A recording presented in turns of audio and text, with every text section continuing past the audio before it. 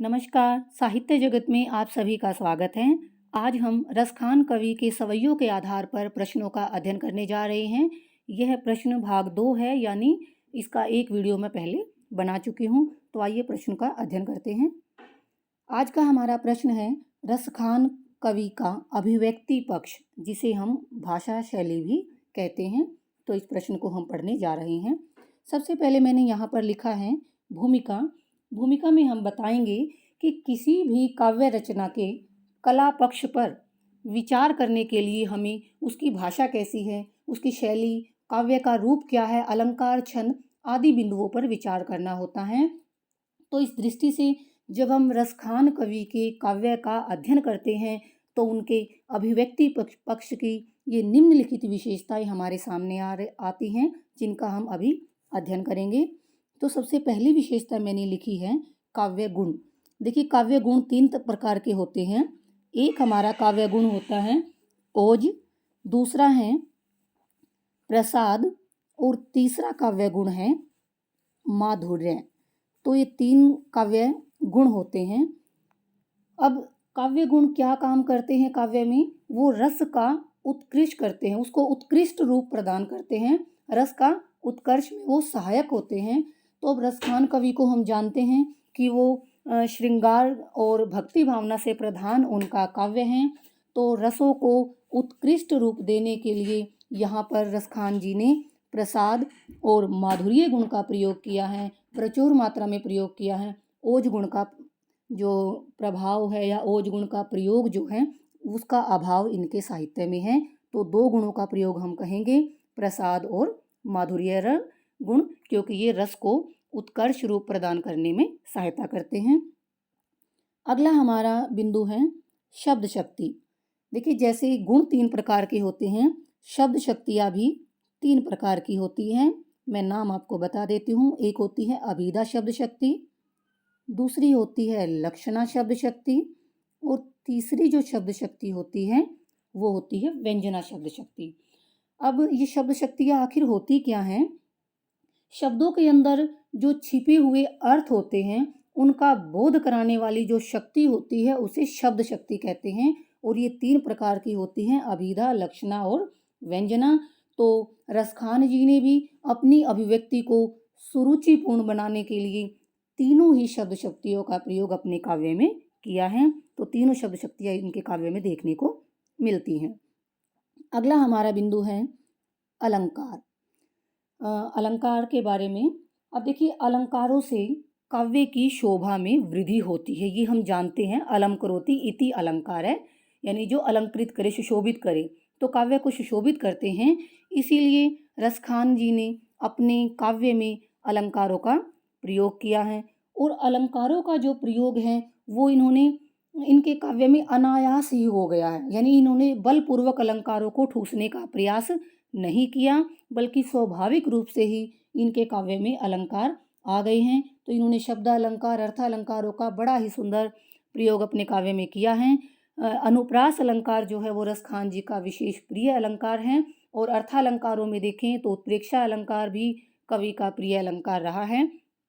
तो अनुप्रास, यमक, विप्सा, पुनरुक्ति, प्रकाश, रूपक, प्रतीक, दृष्टांत, मानवीकरण सभी अलंकारों का रसखान जी ने प्रयोग किया है।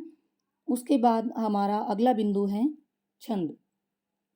अब देखिए, छंद जो है काव्य में संगीतात्मकता लेकर आते हैं, संगीत उत्पन्न होता है छंद से।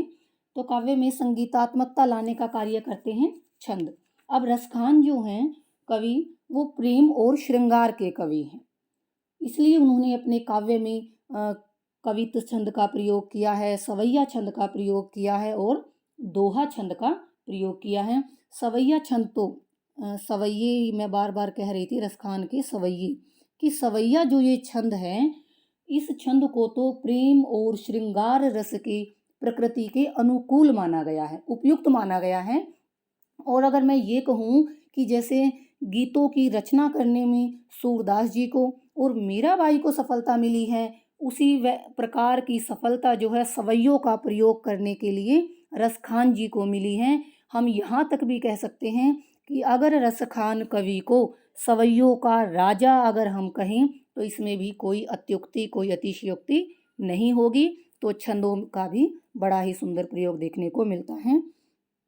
इसके बाद जो हमारा अगला बिंदु है वो है काव्य रूप। तो रसखान का जो काव्य है वह मुक्तक है। मुक्तक स्वतंत्र यानी स्वतंत्र दोहे के रूप में। प्रबंध में क्या होता है, कथा आपस में गुथी हुई होती है, लेकिन मुक्तक में वो मुक्त होते हैं, स्वतंत्र होते हैं। तो इनका जो काव्य है वो मुक्तक काव्य है। अब कवि ने अपने कोमल भाव रूपी फूलों से इसको सजाया है, अपने काव्य को सजाया है। अब मैं कहूँगी कि इनकी जो मुक्तक हैं वो दो तरह के मुक्तक हैं। एक मुक्तक कौन से हैं, श्रृंगार के मुक्तक हैं, और दूसरे मुक्तक कौन से हैं, वो हैं स्वतंत्र। तो देखिए दो तरह के मुक्तकों का प्रयोग हमें देखने को मिलता है। अब श्रृंगार मुक्तक के अंतर्गत इन्होंने नायक नायिका की जो चेष्टाएं हैं, उनकी जो भाव भंगिमाएं हैं, मिलन है और मधुर क्रीड़ाओं का वर्णन इन्होंने श्रृंगार मुक्तक के अंदर किया है।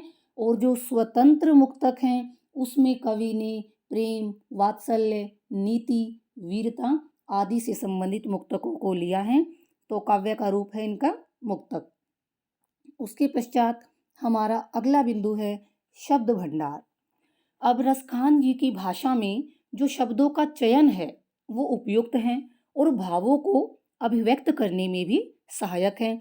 तो इसका सबसे प्रमुख कारण क्या है कि एक तो उनके पास शब्दों का भंडार विस्तृत था, बहुत ज़्यादा शब्द उनके पास थे, क्योंकि एक तो वो स्वयं ब्रज प्रदेश में रहते थे और ब्रज भाषा बोलते थे, तो इसीलिए उनके पास शब्दों की तो कमी थी ही नहीं।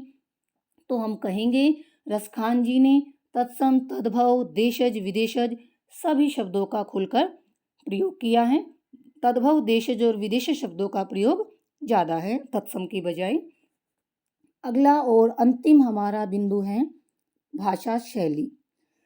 भाषा शैली देखिए, अब रसखान जी ने अपनी काव्य रचनाओं में सहज, सरल और स्वाभाविक यानी साहित्यिक ब्रज भाषा का प्रयोग किया गया है। ये ब्रज भाषा जो है सामान्य मतलब बोलचाल की भाषा है, माधुर्य से भरी हुई है, सरसता से भरी हुई है।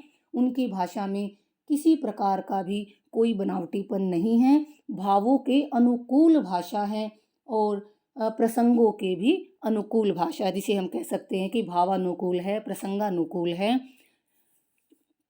तो ये थी उनकी भाषा। और हाँ, अगर हम शैली की बात करें, भाषा शैली मैंने लिखा हुआ है, भाषा होगी ब्रज भाषा।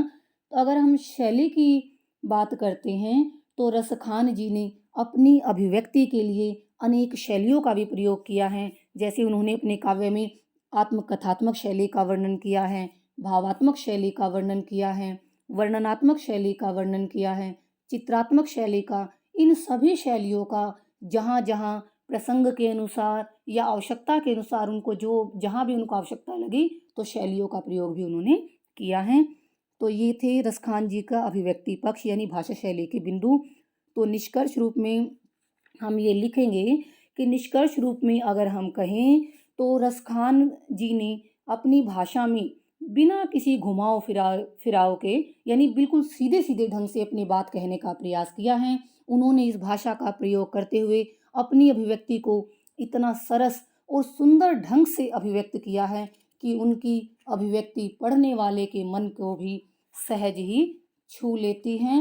यानी हम संक्षिप्त रूप में यह भी कह सकते हैं कि रसखान जी के काव्य में जितना उनका अनुभूति पक्ष प्रबल था, वह उसी प्रकार उनका अभिव्यक्ति पक्ष भी उसी सबलता के साथ काव्य में प्रकट हुआ है।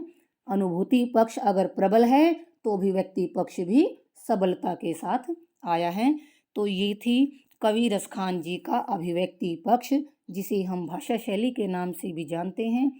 उम्मीद करती हूँ कि आपको प्रश्न समझ आया होगा। अगर आपको मेरी वीडियो पसंद आए तो कृपया इसको शेयर करना ना भूलें और मेरे चैनल को सब्सक्राइब ज़रूर कर लें। इसी के साथ आप सभी श्रोतागणों का बहुत बहुत धन्यवाद।